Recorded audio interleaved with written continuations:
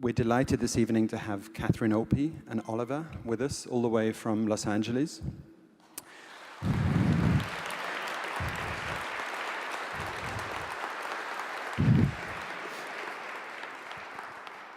you for the...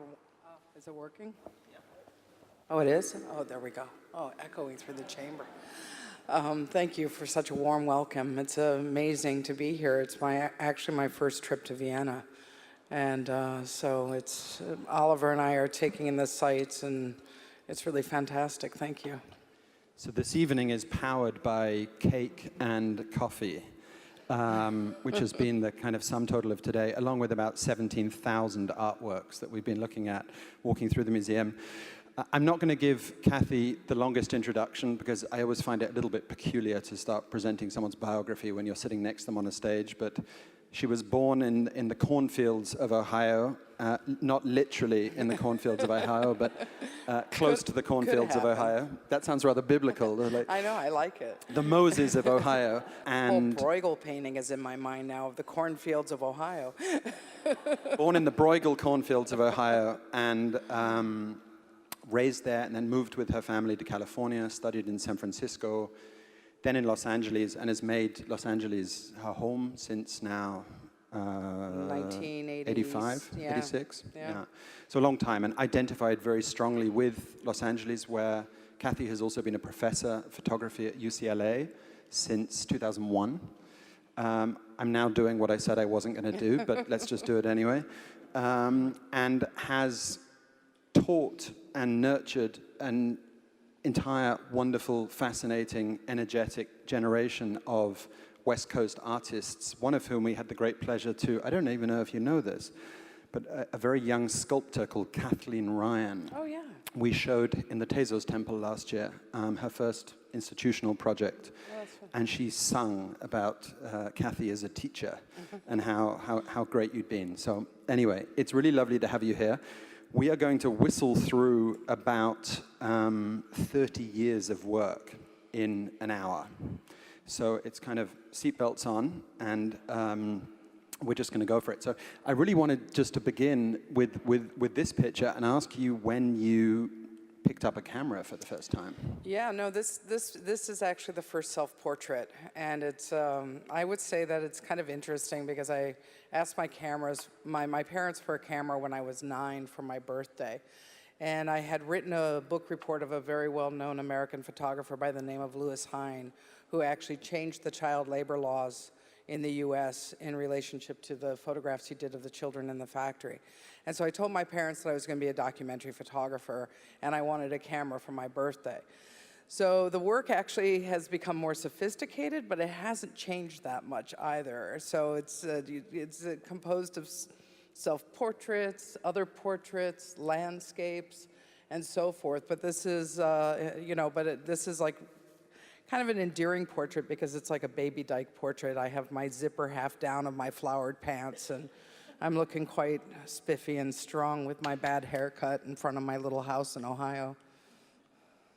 I have no follow-up to that, so I'm just gonna. I've rendered you speechless already? Yeah, no. I mean, like, I feel like just not asking questions and just letting you talk tonight. So, the first series that we're going to begin with was your first solo exhibition in New York in 1991. A series of, I think, 13 portraits, 12 or 13 portraits, 12 plus yourself, maybe. Yeah. Portraits called Being and Having, which is generally considered to be the work that brought you into most people's recognition. No, definitely. I mean, I was doing a lot of work around cities and landscapes, which I still obviously pursue throughout, the last 30 years. But this was the first time going into the studio. I had never photographed in the studio. I was always an observational photographer, so to speak, coming out of the John Zarkowski School of Photography. And this was a body of work in which all my friends wore different mustaches. And my son can attest to this. I get called sir every day.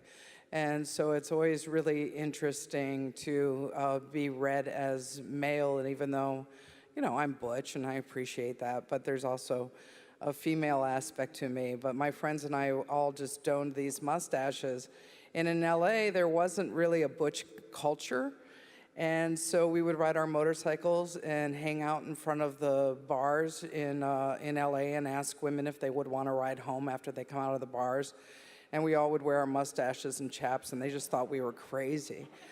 But I wanted to use the yellow background. I wanted to get away from kind of a documentary model of photography, but begin to talk about the aspect of performance in relationship to gender.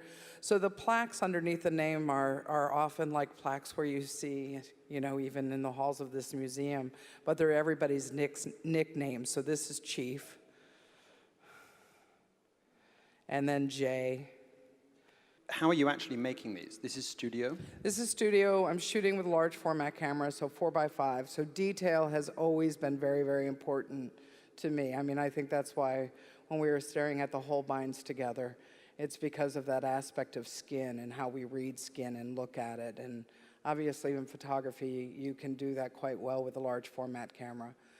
So they're studio, they're lit, they're with a 4x5 because I wanted you to be able to look into the print and actually see the glue and the fakeness of the mustache, but that it was interesting for me because people still read it as male. Like they hung in a museum in Santa Barbara, and a woman who works in the museum, not a curator, but a young woman who was just interning there. After the exhibition, she came up to me and she was like, you know, I think I know some of these guys. And I was like, they're all lesbians with fake mustaches on. And she was just totally taken aback. Because again, we were used to women in photographs and even in terms of when you walk these galleries of that vacant stare out. It was very unusual, even in 1989, for this kind of masculine approach of staring back at the camera, kind of taking ownership. And there's a sense of humor in a lot of your work. You know, thank you for recognizing that. I think this is. I mean, it's very obvious to say it with this image. It's less obvious in some of the other images, but there's almost a kind of slapstickness to these works. They have a kind of sort of Buster Keaton meets Village People sort of ridiculousness. Well, especially to them. with the names like Papa Bear, you know, Oh So Bad. I mean, the plaques with the names on it are just as I think that adds to the humor within the work as well.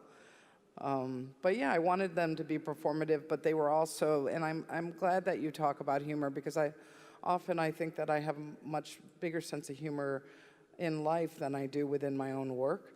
But I think that, you know, it was still interesting that humor wasn't read through except for within my own community.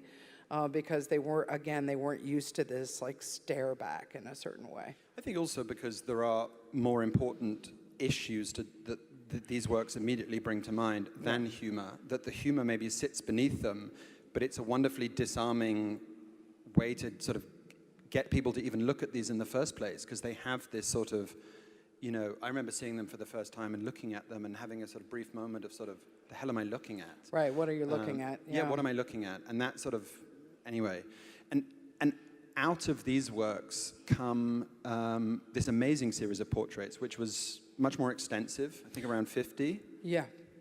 And with the simple name Portraits. Yeah, I've never been great at titling bodies of work. It's, you know, I'm supposed to be titling a show right now for Hong Kong, and I'm just like, Yosemite. Because it's Yosemite, because I don't know what else to call it. Every once in a while I get a witty title, but I also wanted to frame it in more of an art historical sense in relationship to who I was looking at this point in time. And, you know, within kind of proclaiming at a young age that I was going to be a documentary photographer, well, what is the aspect of documentary?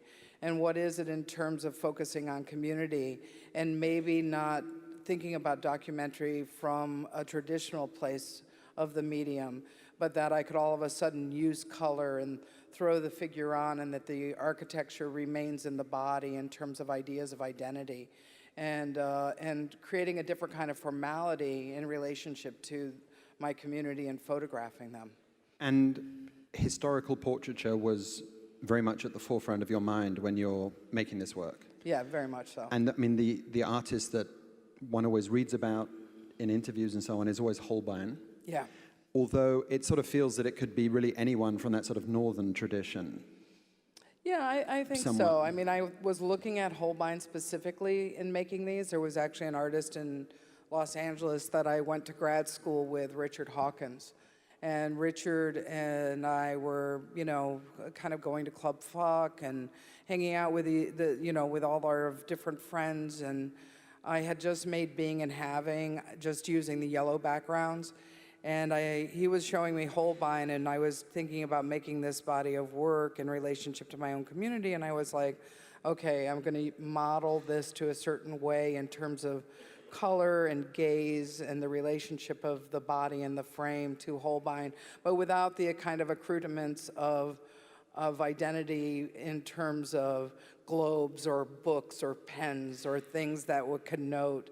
So sort of borrowing an atmosphere rather than borrowing the props and the accoutrements and the kind of no sort of slavish. Because you can't redo, you know, I mean, it's hard in terms of art history being so prevalent in relationship to how we think about work. I think a lot of times about photography, especially in the work that's hanging in the galleries now that you selected, about that pause, that slow down, that way of getting absorbed into it because the color begins to pop the figure, but that you're allowed to kind of roam the body in relationship to ideas of identity too. And you've spoken about so this is a Holbein from our collection of Jane Seymour that we looked at today. This is one, unfortunately, we don't have. But the backdrop here was particularly interesting and I used a background like that in self-portrait cutting, which you probably have in which here. we have, yeah. But what I found interesting when I sort of dived into this group of portraits was, and particularly the relationship with Holbein, was not simply the influence of that sort of those bright, sort of quite vibrant backgrounds and how you'd crop the figures, but you spoke about this particular group of people as being, I remember you quoted my as royal family. Your royal family. Yeah. And there was something about, obviously there's a kind of joke in there again, you know, because we're dealing with drag queens and we're dealing with, so there's a kind of nudge and a thing, but there's also a much more serious note to a comment like that, which is about dignity and nobility and repositioning someone.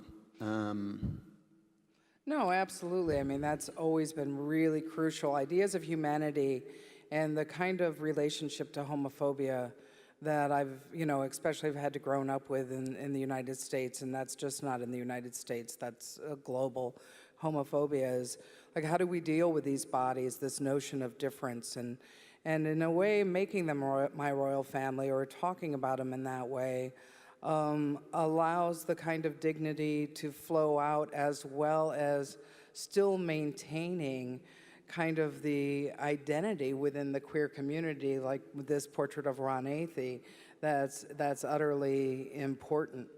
And,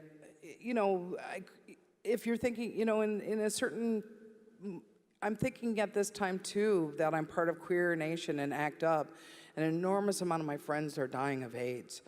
And what does it mean to actually be held or create a certain history within your community that that allows you to have a attachment to the images that aren't necessarily pathologizing my community? And that was really, really important to me in relationship to making the work. I think what's one of the real successes of this body of work as well is I've come across some of these in different places in the world as individual works, and they are like fireworks in the places that they reside, whether it's an institution or a private collection.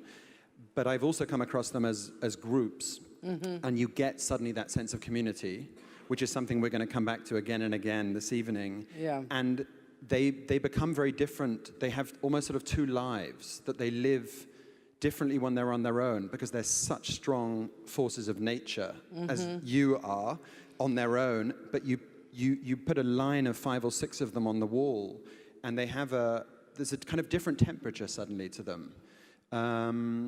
which I think is a real quality of them, that they're able to sort of, I'm not doing a very good job of explaining this, but... No, I mean, and it's purposeful in terms of how I construct a portrait.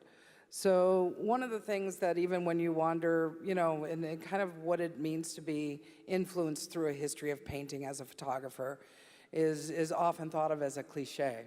You know, it's just like, and often with photographers, you see them putting people in the garb of Dutch portraits and then rephotographing them that way as if they could capture history again. They could kind of grab it as a moment, but it's not concurrent.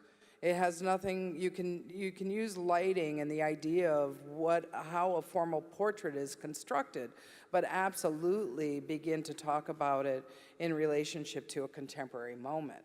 And so that's what I'm trying to do in this, infuse it so that when you do hang a room within a gallery, you know, some people are looking at you, sometimes the portrait is looking at the portrait next to it. You know, sometimes it's just utterly formal in relationship to its shape and using shadow and all of that, but utterly like they're always supposed to kind of pop out at you, even in the kind of material that I pick to print them. Because at this point in time, I'm still printing all of my own work in the darkroom. And what was this is Bo. This is Bo. Bo is a used aluminum siding salesman from Ohio, so he doesn't even get to sell new aluminum siding. He's a very pathetic kind of guy. And what was the response? What was the response to these works when you first showed them? Well, the first grouping that was ever shown outside of a gallery was the '95 Whitney Biennial. And that actually was the first time that I showed Self-Portrait Pervert, which you probably have in here. And I think that it was interesting because the biggest comment that I would get is after interviews, people would say, "Oh my God, I was so scared to meet you, but you're actually really nice." And then it was, again, that kind of assumption or that relationship to ideas of being queer and being bold and what it means to write language on one's body. And this is kind of my Henry VIII portrait in my mind. Actually, let's go back one step, because this precedes it by a year. So self-portrait cutting on my back is done in '93 after kind of doodling this image of the two stick figure girls, which you would often see in a kindergarten class when children bring home pictures of their family. It's usually the stick figure man and the woman. And so what does it mean to kind of rewrite that history in relationship to a childlike drawing? But again, using the green background, you'll notice that there's a big bowl of fruit over my head. So there's that, again, as a moment where history and humor begins to be in play to a certain extent. And I wanted this to be very tentative, but I wanted the hopefulness that there is the sun emerging from the cloud, that these kind of pictures do begin to create a story of not only one's own desire for domesticity, but what does it mean to actually want to embody it? I think one thing that fascinates me is that it has a lot of the contradictions which are inherent in a lot of your work, because on the one hand, it has a brutality and a violence to it, but it has a beautiful, childlike, naive hope and optimism to it at the same time.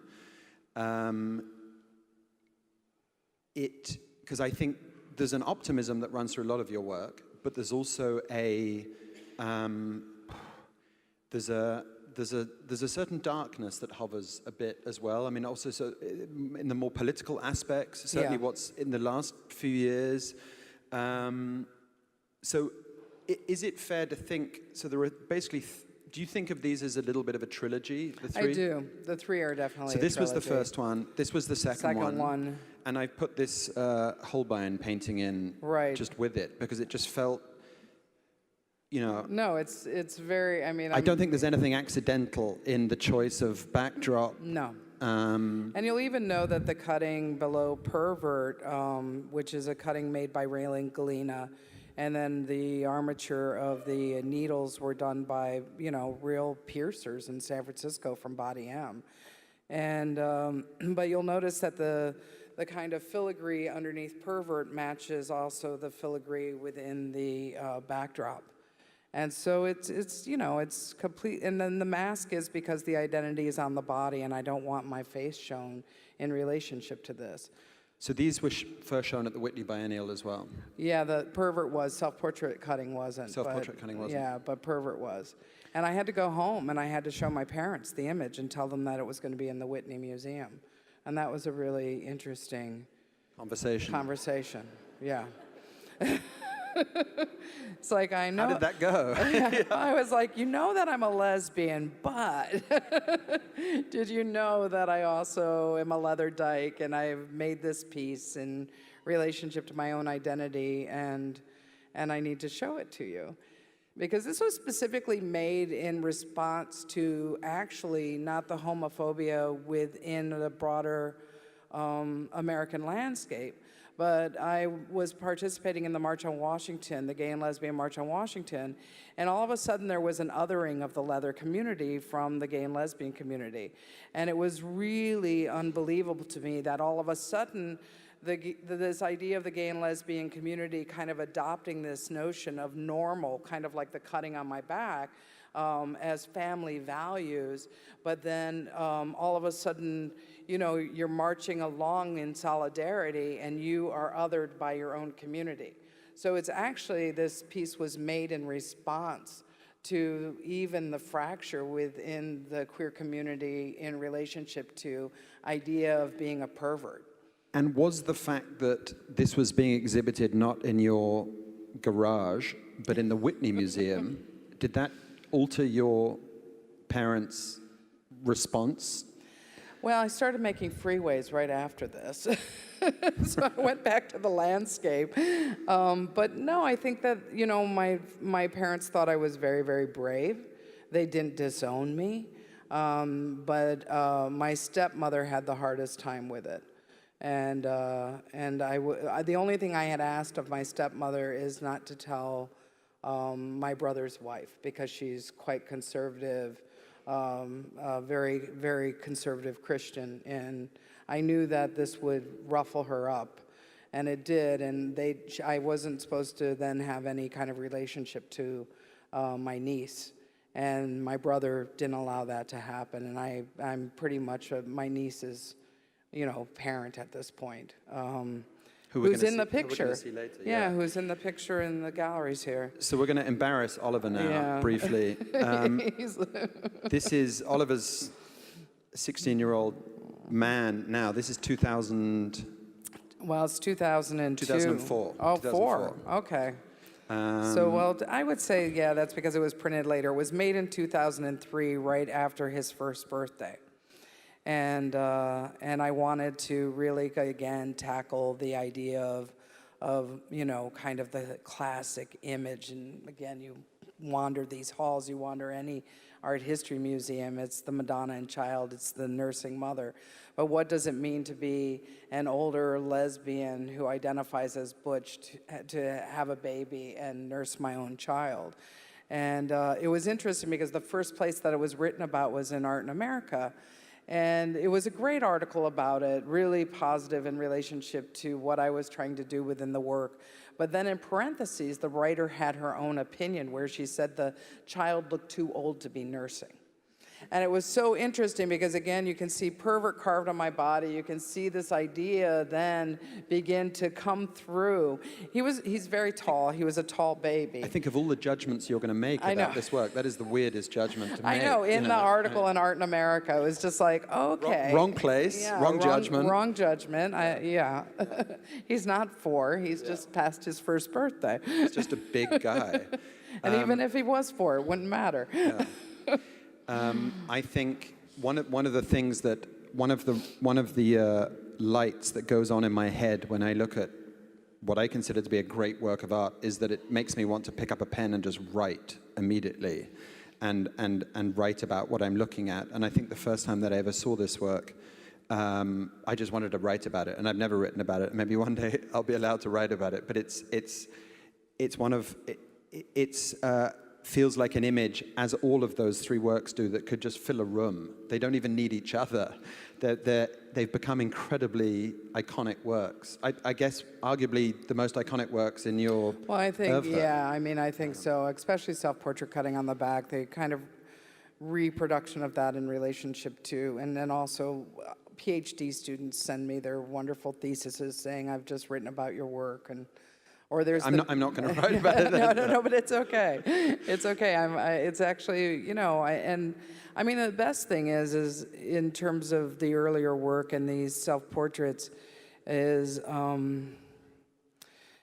I didn't imagine necessarily being a voice for my own community in relationship to ideas of visibility, but what it ended up doing for a younger generation of artists and for queers has been really phenomenal, that I had no foresight or expectation. When I was making this work, I had no idea it would ever hang in museums, you know? So it's yeah. I mean, at this point, I have hung in museums when I did self-portrait nursing, so it was more, you know, planned, so to speak. And then domestic. In between these self-portraits comes this series of works in which you leave Los Angeles. This is a road trip, ostensibly. Yeah, 3.5 months in an RV. Yeah. All across America? All across America. It's a road trip. To photograph the lesbian dream. Yeah? Yeah, domestic. Domestic. And it was actually in conversation with Peter Galassi's show at MoMA. Right. Pleasure and Terror and Domestic Comfort. And that question, this kind of 50s ideology of American construct in relationship to domesticity. But again, queers were not part of that construct in relationship to that exhibition. And obviously, he was having a conversation with a very important earlier MoMA exhibition, Family of Man. That's Dyke curated. And so also at this time, shooting with an 8x10 camera, large format. So I'm having conversations with Gregory Crutzen in relationship to his constructions, and especially Tina Barney. Her book, Theater of Manners, had just come out. And wanting to, in the same way that the portraits did, wanting to kind of contribute to the relationship of what identity politics means by actually creating images that then can brush up against that history in itself. And how are you composing these images? Do they have a certain spontaneity to them? No, they're staged, because with an 8x10 camera, there's spontaneous in me entering people's homes, like with Miggy and Eileen. Miggy was about ready to give birth to her twins. Actually, the next day, she gave birth to 2 twin girls. And so the only place that she was comfortable on a hot summer day was actually floating in a pool in Los Angeles. So, and at first it started early on. Like at 98, I kind of pushed the body of work, but I actually started the body of work after the self-portrait cutting on my back. And I had this, after this first domestic relationship breakup and doing the cutting of those 2 stick figure girls, I was still longing for domesticity myself. And so I started photographing these lesbian friends who'd been together 16, 17 years. They were kind of my heroes. And after every single portrait, 3-4 times in a row, they'd break up. And then I was like, oh shit, this has got some bad juju to it. Like, I don't know about this, why is this happening? And so I stopped it for a while. And then I went back into it by buying an RV and deciding that I needed to expand it throughout the country. This is Kim and Juliet and their daughter Kellen in New York. And these were people that you knew? People that I knew, or I would end up in a small town and try to find that gay bar and plug my RV into a friend's socket. And then I would have the DJ announce that I was in town if anybody would sit for me. So probably only 20% are people that I knew that I had planned my trip out with to be able to plug my RV into their electric socket. Because I didn't want to stay in RV parks in America, because it was just, that was that would have been a whole different project. You don't want to do that. So one body of work that we didn't look at earlier were the freeways. So you've had a relationship with landscape for Forever. forever. And Yeah. anyone who lives in Los Angeles cannot not have a relationship with landscape, or at least urbanscape. Yeah. But this is, when you're stepping out into nature, this is the first series, or did the lake? I mean, it's funny. I don't think of these as nature photographs. I think of them as also this idea around community. And I mean, I really think about ideas of nomadology, both with the surfers and with the ice houses. And that, you know, in Minnesota, I don't know if this happens in Europe at all. I imagine it does in certain areas in Europe. But, you know, the people have these little ice houses that they pull out on the lake, and they're there for about 2 months, 2.5 months, depending on how bad the winter is. And I like it because it's a shifting neighborhood. So usually lake houses are expensive, like that's the view, but I like that the idea that the car mechanic can have his little ice house and pull it out, and you know, they fish in them. But they also, like in Minnesota, it's big, like they have pizza delivery, actual prostitution happens in these ice houses. Like it's a whole pizza thing. delivered to their house on the ice. Yeah, some of them have whole satellite dishes to just watch the football games and fish in their little ice house, but They will sleep there? No, they go home at the end of the day. It's too cold to sleep there. I mean, they do have heaters and stuff, but you don't want to make it too hot because then the ice will melt. There's a fine art to having an ice house. A very fine art to it. And so I'm photographing vertically, and I had made a whole body of work of panoramas called American City. And I've always been interested in the West in relationship to ideas of panorama. But I keep the horizon line in the middle of the 8x10 camera, and the vertical becomes a fragmented panorama in relationship to how they hang. So the installation of them, the horizon line stays in the exact same place throughout it. And then they become more obscured because I was really interested in photographing them in blizzard. So they almost became a Ryman painting with white on white. Again, there's a language of painting embedded within this, but also ideas around a temporary community. Because if you get pissed off at the guy next door to you, you can just haul your ice house to a different part on the lake. You don't have to be neighbors with them anymore. And there's a very unmistakable sense of the sublime to this particular series of works, which is something that I personally have a real weakness for. Yes. And I find myself kind of running towards these sort of 19th century paintings in museums. Was that a very deliberate conversation that you were seeking out? Or was it really something, I mean, there's a wonderful link to this notion of community, and certainly a temporary community or a shifting community. But was this sort of vastness and the sort of existentialness of what they're doing a sort of byproduct, or was it something you were also searching for? No, I think that's a really interesting question, because I think there is an existential moment within this as I have gone on trying to find these moments within the landscape.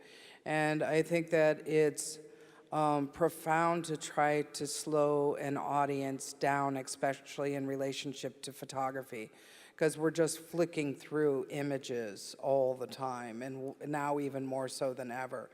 And so what does it mean to kind of transport you in a space? And when they were hung in the Guggenheim, the ice houses and the surfers hung across from one another, all 14 in a row. And it became like a Rothko chapel to a certain extent. And I'm interested in kind of not necessarily the spirituality in relationship to Rothko, but the ethereal quality that can happen by literally getting people to not want to leave a space in relationship to the work. And just to give them time. Yeah. And at this point, I've also stopped being in the darkroom. And so one of the things in terms of the 8x10 camera and kind of, you know, being out there in the elements, so to speak, for hours, because I knew that I wanted white on white. I didn't want blue skies, is the fact that I'm waiting in the same way that I used to wait in the darkroom, or what does it mean to actually wait on a more of an kind of an existential question in relationship to ideas of life and bearing witness and the notion of time. And I feel like these works are really embedded in time in a very different way. You kind of feel the time. And you pretty much don't want to say frozen because it's ice houses, but and you pretty much only show them as a group of four. There are 14 in total. yeah, right? I try to. That's the ideal situation, but obviously you can't always get the ideal situation. How did you arrive at that number? Because people have written about the kind of the Stations of the Cross and so on, but that was purely arbitrary. Yeah, the first no, time? I didn't really grow up religious, so it was completely arbitrary. But That's art historians. Yeah, just that's kind of art doing historians doing it, which is fantastic. Yeah, why not?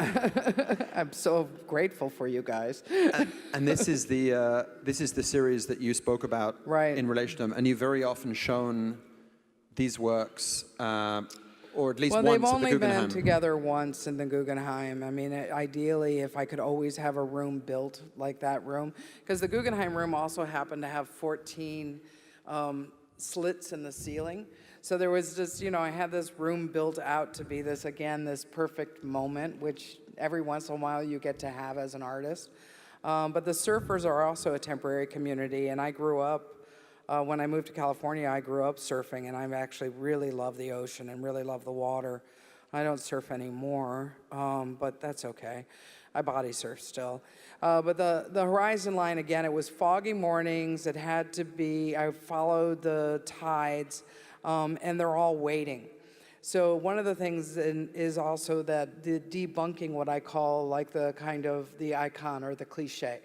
And I'm always interested in that. Well, also the heroism, because every time you see a surfing image, there's a massive wave right, and a guy kind of exactly, and this is the total. This would be a failure as a surfing photograph. Yeah, and that's what I love about it too, is that it's an utter failure, but at the same time, 70% of surfing is actually waiting in between for the sets. It's like playing golf. Is like you're walking like 82 kilometers, and every so often you kind of hit this little white thing, and then you walk again for another. So.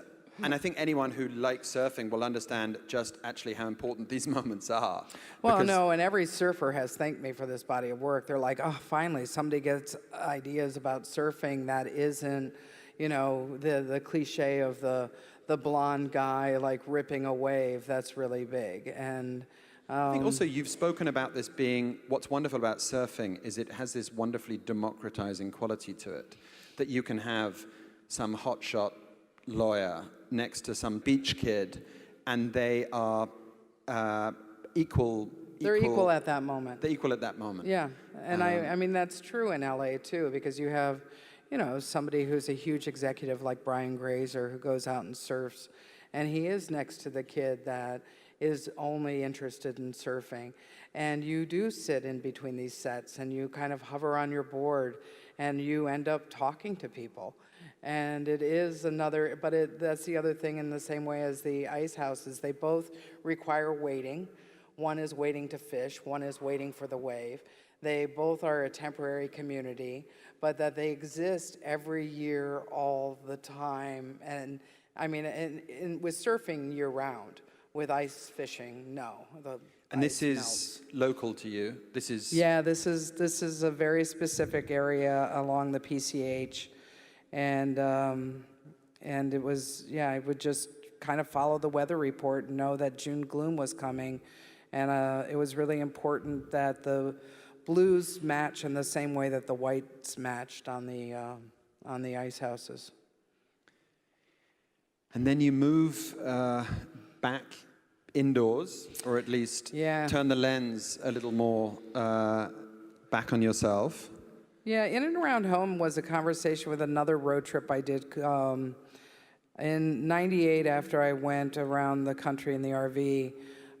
What I call the quaint fear in America was Y2K. Remember that? It was a quaint global fear. We were all going to lose our information, right? The computers on January 1st were going to go to 2000, and boom, everything was going to be gone. Our identities, our bank accounts, everything.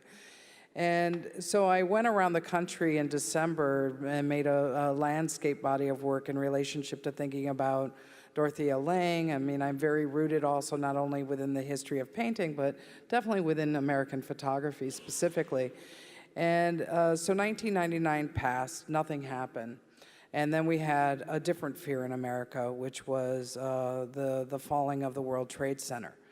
And we became internal as people, right? We became fearful and internal. We began to start yet another war that has still not ended.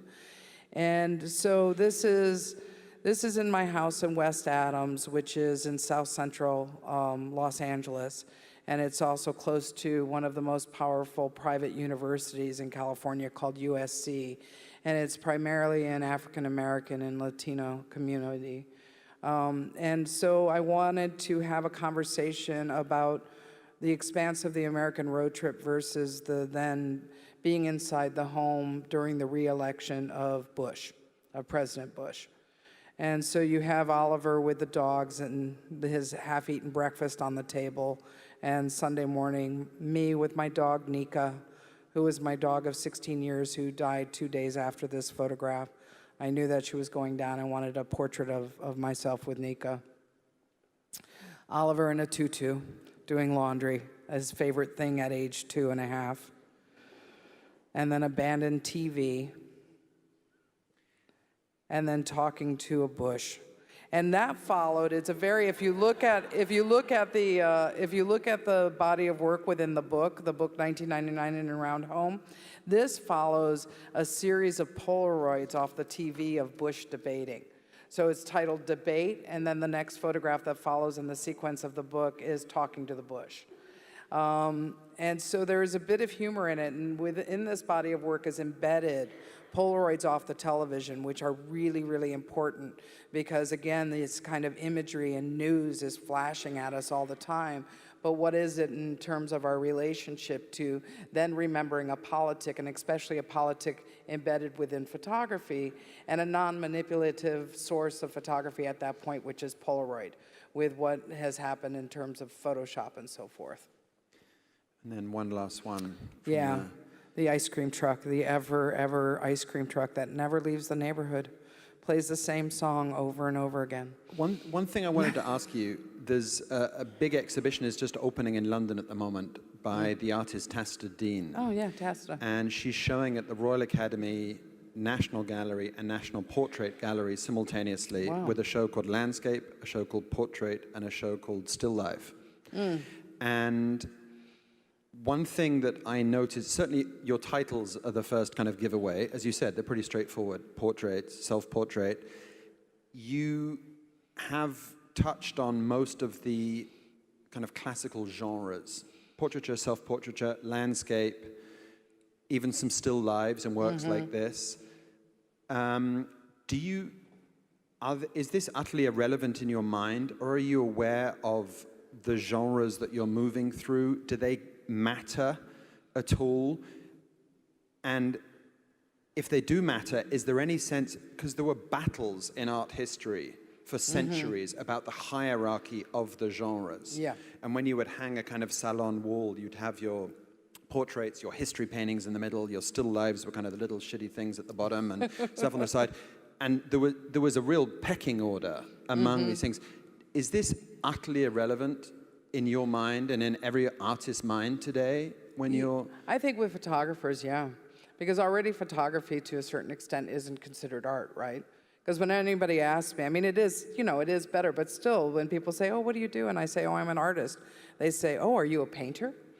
And I'm like, no, I'm not. I'm a photographer. Oh, huh. How does that work? Yeah. And and I would say that kind of prejudice has been broken down quite a bit in relationship to the history in itself within the medium. But it's completely important to me. But also important in one of the things that you just said is the hierarchy, and I believe in other kind of ideas of democracy. And that even means valuing the side of an ice cream truck as much as I value a very kind of formal portrait I might create. And that for that language to be imbued in relationship to an idea of a history that I'm trying to correlate or curate or so forth, and in ideas of how I observed during my lifetime are really important to kind of maintain a certain kind of idea of genre, because there's always a dance with the history of art with me. Or a conversation more than a dance, I guess. Right. I'm not a very good dancer. So we're going to do about 2 or 3 more bodies of work, and then we'll come to the works that Kathy's showing here in the exhibition. This is high school football. Yeah. I've only included one of the kind of landscapes because, again, your kind of cliched stereotype photograph of someone surfing looks very different from your images. But also your images of Oh, yeah, one's images of football are the total antithesis of what you've done here. So, no, I consider them landscapes. I mean, and then the portraits. You know, and it was one of these bodies of work that I kind of fell into. I didn't go out thinking, oh, I'm going to make high school football images. I really want to do that. My wife is from Louisiana, from a small town called Church Point, and I have 25 nieces and nephews on that side of the family. And we were going down for holiday for 10 days, and I was like, oh my God, what am I going to do for 10 days in Church Point? So I asked my nephews if I could come watch their practices. And I was kind of actually interested in only the practice and the hitting, the notion of how you have to hit so hard your own teammate. And I wasn't trying to do a Collier Shore body of work like wrestlers. I wasn't necessarily interested in the idea of masculinity within these. But I was really, really profoundly moved by, I was trying to kind of think about American genre painting to a certain extent in another political time. And at this point in time, we're at war and we have lost an enormous amount of young men. And you know that this is probably a supply line football is a supply line for soldiers. It really is. And in fact, I have had, after making this body of work, everybody who sits for me gets a portrait. It's just my rule. It's just what I do. And so one of the things was like, oh my God, I'm going to go in and I'm going to, because it was also all throughout America. So the landscape you saw was from Hawaii, but I also went to Alaska, Texas, Ohio, Maine, Louisiana. I was down in the desert at 29 Palms near the Marine base, where 65% of those kids on the football team, both parents were deployed. Not just one parent, but both parents, and they were being raised by grandparents and aunts. And I realized that this, in the same way of my community in the 90s was vulnerable in relationship to creating a history because so many of my friends were dying of AIDS. I also began to be aware that these jocks that often, like an artist like me who's gay and in a high school would fear in America, I wanted to make very moving images in relationship to, again, debunking that myth of the high school football athlete. I think what they do is exactly that. They strip away any sense of heroism, despite what you've just said about what we know befell a lot of these guys. Just like the surfing portraits, there's no sense of heroism. There's a sort of certain ennui. Here, there's a very latent aggression in them. It's like, I can't remember the photographer, but someone has done a series of matadors after they've fought. And they're standing there and they're quite sort of regal clothes. Dykstra, with sort of bits of blood. And you feel all of the aggression that has caused them to be in the state they're in and the sweat, but it's absent from what you're actually looking at. But I think what's really great about them is these butch kids are incredibly vulnerable in these pictures. Well, like Robbie, the last one with the, he's so vulnerable in the way he's standing. And, and I've known him for a long time because this is actually my high school in California, Poway High. So this is my niece's best friend, and she was assisting me on this body of work. And, and then in the background, there's almost like this, getting geeky about photo history, but this just famous Paul Caponegro photograph of deer running and the football players in terms of that blur and then how he's holding his body. And And again, it's not the cliche version of what you think of these young athletes. And But that's exactly, you're playing with the stereotype. You're playing with one of the most stereotypical surfers, drag queens here. Everything that society has a view of, and actually the side you're presenting us. An opinion of. And very strong opinions And very of. strong opinions. Yeah. And the side you're giving us is actually the kind of flip side often. And I think you don't just present them as vulnerable, I think you also present yourself in a lot of these bodies of work. I think what makes me what allows me to find a way into your work is you also make yourself incredibly vulnerable. I mean, we've seen that in your own self-portraits in a very obvious way, but even in things like this, there's a vulnerability in the idea behind it as much as in sort of what you get back from them, as if they almost sort of feed each other. I'm slightly looking at the time, but this is an unusual body of work for me. It kind of, again, fell into my lap.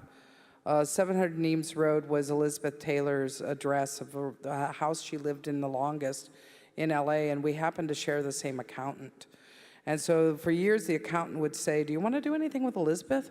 I'd be like, Derek, I don't really do celebrity. I don't know what I would do. And then I had made inauguration and a portfolio around Obama's first inauguration. And I was very much thinking about Eggleston at that moment in time, because Eggleston did an incredible books called Election Eve in relationship to Carter's inauguration. And so I was thinking about Eggleston's Graceland photographs of Elvis, which actually were made after he passed away. And so I went back to Derek and I said, yeah, I know what I want to do with Elizabeth. I said, I want to make a portrait of her, but only through her belongings, through her house. And I would need complete access to her home. And she was still living at this point. So I started the body of work in December, and she passed away. I was in the house for 3 months, and then she passed away. And it really is this like very tender portrait of her that is probably more vulnerable than any other portrait of Elizabeth, because they're not performed. And it's very hard to take portraits of movie stars, actually, because they're always going to be performing that portrait. I found it very hard to work out, going through them, which photographs were taken while she was still alive and which were taken. I think it's almost impossible for us to tell the difference. No, and that's important, because as I watched the house get dismantled, and even though the family was kind of like, no, don't leave, I was like, finally, when everything was kind of gone and there were piles of everything, the last day I was at the house was the day that Christie's took all the jewelry away for the sale. And we brought the jewelry out in the sun, and we let it shine up on the couch cushions and sparkle in the sunlight, because we knew that Elizabeth would just get a kick out of that. And I never met her, actually. Even when I was in the house, I would see a curtain, a peek out of a curtain at me when I was working. But I didn't really need to meet her, because I wanted to try to get a sense of her through just the exploration of her home. And so the clothes in the closet are another part of ideas of democracy for me, which is increasingly important always. And that is that it's not about designers who are hanging next to one another. That is just simply the way that the clothes hung in the closet. And yeah, it was, it's a book, it was a portfolio, which I really love making photographic portfolios again, because it kind of went to the wayside. And I've never actually seen these. How large are the prints? The closets are larger, and they are separate from the portfolio. But there's 50 prints in the box portfolio set, and they're 20 by 24. And we're going to conclude with the newer work. The newer body of work, or ongoing, which is still. Yeah, it doesn't have an end date. See, 2012 I started it, and it actually was. I was asking a lot. I was kind of hating photography, and I was struggling with it, and I was realizing that, I teach full time, and so I teach 5 classes a year, and trying to talk to people about the history of photography in relationship to what the camera can do, and realizing that grad students were only using their cell phones, and wondering what that really meant, and and how to slow people down. So I went to two really important exhibits. I was in London having an exhibition, and I went and saw the Da Vinci show, which this obviously follows Oliver with his mouse in his pocket, Mrs. Nibbles. And then I went and I saw Richter's show at the Tate. And for the first time, I saw the abstract paintings hung with the portraits. And I really thought about that notion of the pause and what we kind of were longing for, that notion of longing. This is also my post-menopausal body of work, where it's like there's a lot of red in this in terms of women wearing red, or in the first, the Rodarte sisters are actually making a needlepoint. And they're a little bit more narrative in terms of portraits in a way that I don't really do narrative as well. And then I mainly asked a lot of artists, friends to sit for me. So this is Lawrence Weiner. I mean, again, I've got my slightly kind of nerdy art historian hat on, but you look at this picture of Lawrence, and he looks like, Jerome in his cave with his... Oh, absolutely. I mean, this is in your mind when you're... Baroque. I wanted to go Baroque on this. The colored backgrounds I've used really well. But I was thinking about what it means from the subconscious for the figure to almost emerge from the black of my own mind. That I've always called this a very internal body of work. It was like, for me, it's a state of mind in a certain way. And you were saying today, each one of these was around a sort of 45-minute to an hour shoot? Yeah, so it's a little less sometimes. Quick. But no, I work really fast. I don't really like... there's really interesting stories about Peter Hujar's portraits I love, but it's like he would like keep somebody for hours, and it's not necessary. You should be able to do it really quickly. And then I'm lighting with like a Fresnel light with a strobe, David Hockney. And in the titles, I actually don't have the last person's name, so I don't know why I'm saying it here. That's David. And all of these were people that you had some kind of existing relationship with? A little bit, and then some were new relationships. David, for example? Well, David I've known since I was 26 years old. Since he came over to When he was in LA, and I met him because a lot of my friends worked for him. And so I just knew that I always wanted to make a portrait of David, and Stephanie Barron was able to arrange it for me, who's a curator at LACMA. And now David and I have this whole like amazing relationship where I went up to his studio recently, and he asked me to introduce him for a gala. And so I wrote a piece about him for an introduction to a gala recently in LA. And now he has all of his portraits, 81 portraits hanging in LACMA that's opening in April. And David asked me to take a portrait of all the portrait sitters inside the gallery before a luncheon. So one of the things that I've always that is kind of cheesy or weird about the portraits too, is even from a young age in high school, they were always a way for me to make friends. And I'm not as shy as I used to be, but before I used to feel very awkward. And in high school, I would go and I'd take photographs of all the high school plays, and then I would bring the prints back the next day to all my friends, or they weren't even friends. They were just like, who's this girl with the camera? And then they became my friends. And I've always felt like it's just like really, like I'd never think about portraits in this kind of essential term in relationship to capturing the essence of a person, but that it's a shared moment. And what is a shared moment in terms of ideas of humanity? And so it's always made friends for me in this really beautiful way. And this is one of the pieces that we have in the show. Yeah, Franz and Jonathan. And he's reading War and Peace, and it was right before his novel Freedom came out. And this was actually originally a commission. It was New York Times, and they didn't use it. And they didn't like it. Well, I'm very happy that they didn't like it. For the New York Times Magazine, and it wasn't, and then because we wouldn't have it hanging here if they. No, I don't show my commercial work as. Yeah, I do a lot of commercial work, but I don't ever really incorporate it. The bodies of work. I'm thrilled to bits that they didn't like it, because I think it feels. So it's one of a series of ovals. Yeah, oversized cameos. It was the other thing where I was getting tired of the same shape. It's like, why does it always have to be a rectangle or a square? You know, what's horizontal, what's vertical? And so I've always been really fascinated with miniature mosaics and cameos, which I went through the collection today here, which I took lots of cell phone pictures, amazing. And just wanted to make this kind of oversight, like again, how to kind of launch it not only in terms of contemporary, but the language. And you'll see, and there are little jokes too, like the end portrait is Mary, who I've also known since I was in my 20s, and it's the conceptual artist Mary Kelly, and she's always worn her hair the same way. So this is a tease of her taking her hair down, you know, so these other kind of narratives come in. And then Kayla, who's about ready to give birth to her second child. You can see she's pregnant. That's my niece, who was going to be taken away from me after making Pervert, but we're very, very close.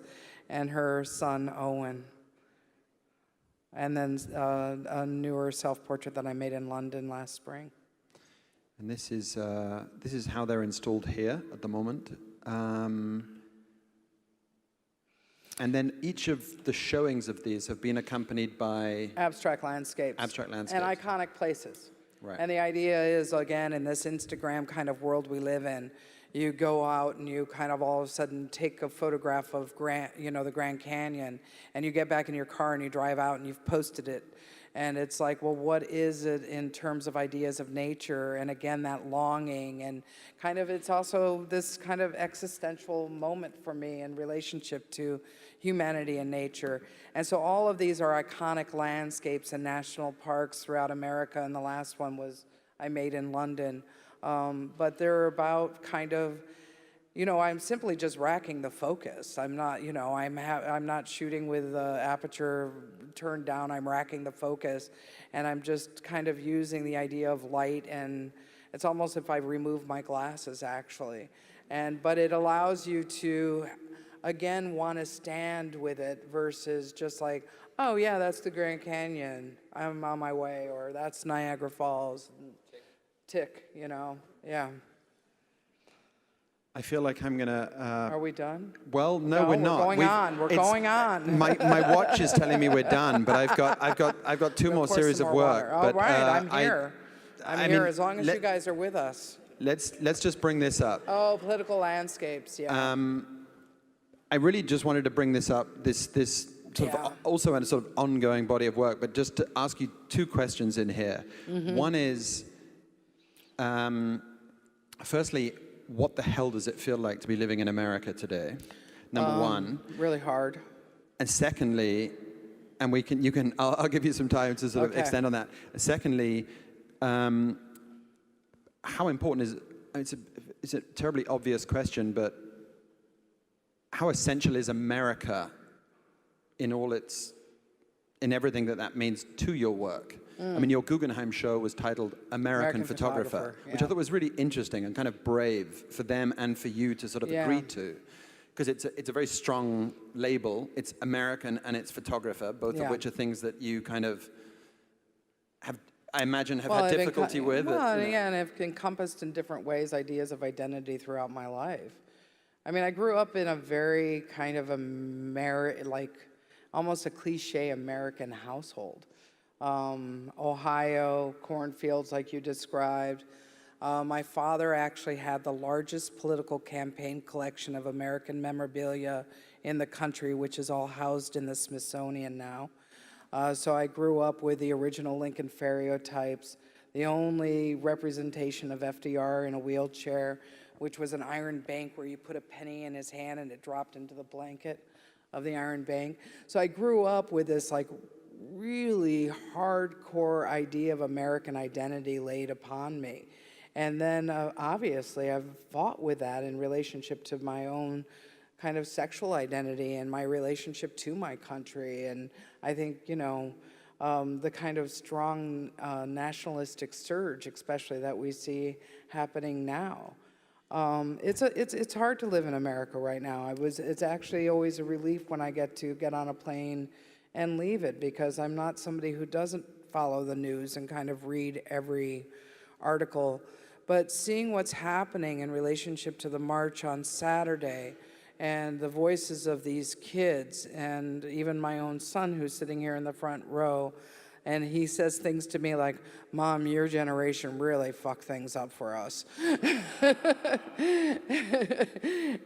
But you know, I think that it's always important, especially like if you decide at 9 years old to be a documentary photographer because you write a book report on Lewis Hine, that bearing witness and the notion of democracy in terms of how it runs through the work, whether it is a specific type of idea of democracy, I question it all the time, you know, and I think that it's, you know, that is the journey that often I'm placed in being an image maker.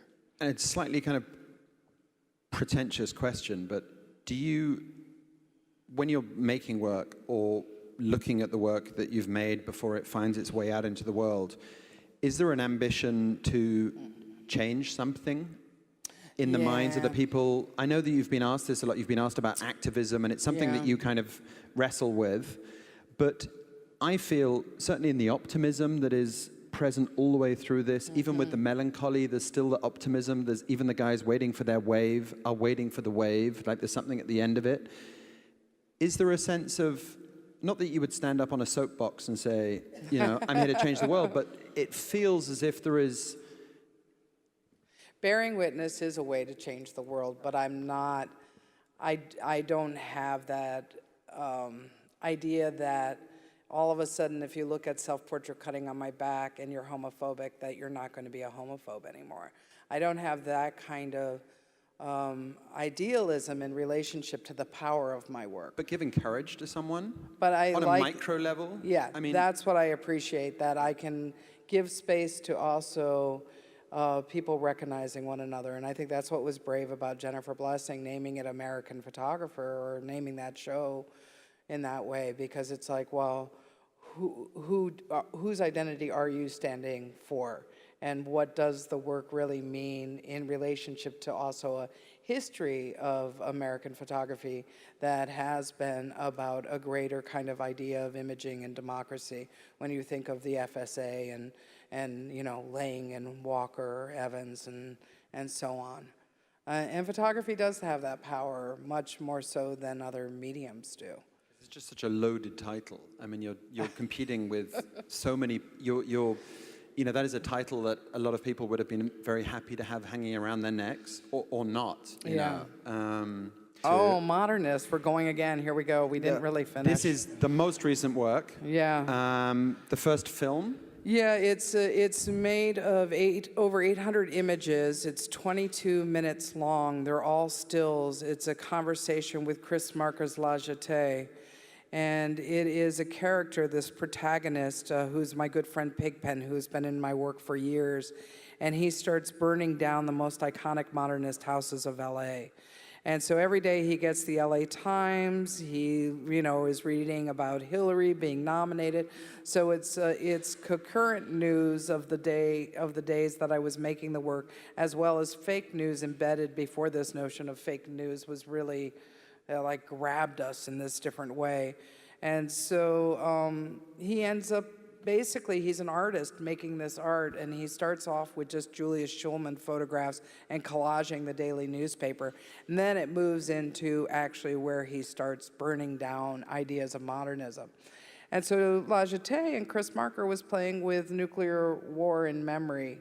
And so this is kind of playing with the fact that the utopic dream of modernism is a failure in terms of Los Angeles and the housing crisis. And we have 45,000 homeless people living on the streets right now in LA. And, you know, the case study houses and modernism and relationship to also the architects who fled Europe in response to the wars. And so it's a very intense examination of both the idea of the politic embedded within our community, what is the utopic dream at this moment in time, in what feels like a very dystopic world we're in. Feels incredibly timely. We're having a lot of conversations about exactly these subjects swirling around Vienna at the moment.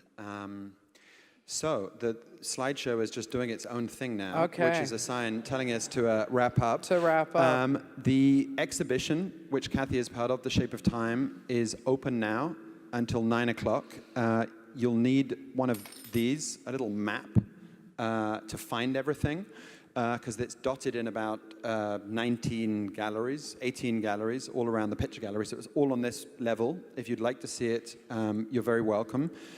We are very spoiled that 3 more of the artists from the exhibition are going to come and talk during the exhibition. Next month, on April 16th, we have Fiona Tan, a wonderful filmmaker and photographer, installation maker, who originally from Indonesia, who today lives and works in Amsterdam. She's made a wonderful film, which is in conversation with Rembrandt in the exhibition. In May, we have the painter Kerry James Marshall, one of 2 artists who created completely new work for the exhibition in response to Tintoretto's Susanna and the Elders. And then in June, Steve McQueen, the wonderful Oscar-winning filmmaker, he'll be here on June 25th. And then after the exhibition is closed in December, we are delighted to announce that finally, after years of promising, Bridget Riley will be here for a few days and will come and talk. Our next modern and contemporary exhibition opens on Tuesday, the 24th of April, and it's one of the artists from The Shape of Time, Felix González Torres, that we will be showing a single major work in the Theseus Temple in the Volksgarten, opening on the 24th of April. Our next show in this building is September the 10th, next modern show at least. We have invited the film director Wes Anderson and his wife Juman Malouf to curate our collections, which they've been doing for a couple of years now. And their exhibition will open here downstairs in the Kunstkammer on September the 10th. It's going to be interesting. I'm going to have a lot less hair by September the 10th, based on the ideas that they are throwing up. I would like to say very many thanks to our contemporary patrons group who help support these talks, to Parnasse, to the Hotel Sans Souci, to my colleagues who prepare evenings like this, to all of you for coming, and to Oliver for allowing us to show him in various shapes and sizes on the screen tonight, and to Kathy for coming and talking, and just for being a wonderful force for the good. And we look forward to another 30 years of amazing, searing, important work. So thank you very much. And I need to thank you for allowing a dream to come true, where I've always wanted work to hang in this context. And it's really phenomenal. So thank you for this amazing exhibition, actually. And I think you all will enjoy it. I think it gives you a lot to think about in terms of these long conversations we do have in terms of art history and our play, you know, that it's not just history, that it all is a way to be concurrent to a certain extent. So thank you, Jasper.